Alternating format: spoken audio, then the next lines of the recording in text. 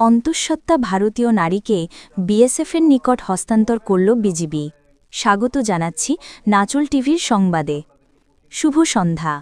বিএসএফের অমানবিক পুশিন বা জোরপূর্বক অনুপ্রবেশের শিকার বহুল আলোচিত অন্তঃসত্ত্বা ভারতীয় নারী সোনালী খাতুন ও তার পরিবারকে মানবিক দিক বিবেচনা করে সসম্মানে নিজ দেশে ফেরত পাঠিয়েছে বর্ডার গার্ড বাংলাদেশ বিজিবি। আজ শুক্রবার 5 ডিসেম্বর সন্ধ্যা 7:30টায় চাঁপাইনবাবগঞ্জে সোনা মসজিদ আইসিপিতে আনুষ্ঠানিক পতাকা বৈঠকের মাধ্যমে এই হস্তান্তর প্রক্রিয়া সম্পন্ন হয়।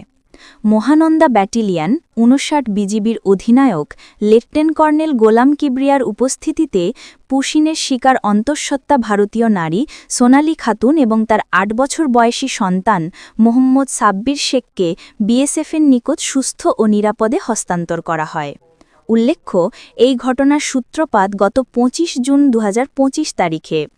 ওই দিন ভারতীয় সীমান্তরক্ষী বাহিনী বিএসএফ কুড়িগ্রাম সীমান্ত দিয়ে 6 জন ভারতীয় নাগরিককে জোরপূর্বক বাংলাদেশে পুশিন করে। এরপর তারা চাঁপাইনবাবগঞ্জে প্রবেশ করলে আইনশৃঙ্খলা রক্ষাকারী বাহিনী তাদেরকে অবৈধ অনুপ্রবেশের দায়ে গ্রেপ্তার করে। আটক ব্যক্তিদের মধ্যে ছিলেন 35 সপ্তাহের অন্তঃসত্ত্বা সোনালী খাতুন এবং তার 2 নাবালক শিশু।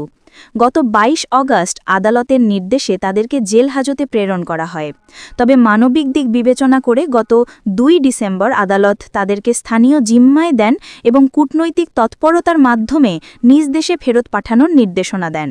হস্তান্তর শেষে মহানন্দা ব্যাটালিয়নের অধিনায়ক সাংবাদিকদের জানান, বিএসএফের এই অমানবিক পুশিন কর্মকাণ্ড আন্তর্জাতিক মানবাধিকার মানদণ্ড এবং দ্বিপাক্ষিক সীমান্ত ব্যবস্থাপনা চুক্তির সুস্পষ্ট লঙ্ঘন। এই ধরনের কাজ সীমান্ত এলাকায় মানবিক সংকট তৈরি করছে।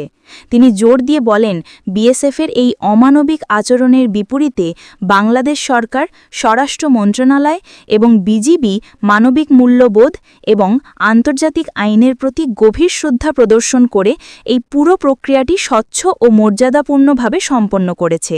তিনি আরও আশা প্রকাশ করেন, ভবিষ্যতে বিএসএফ এই ধরনের অমানবিক ও আন্তর্জাতিক আইনবিরোধী কার্যক্রম বন্ধ করবে এবং সীমান্তে সৌহার্দ্যপূর্ণ মানবিক ও আইনসম্মত প্রক্রিয়া বজায় রাখবে।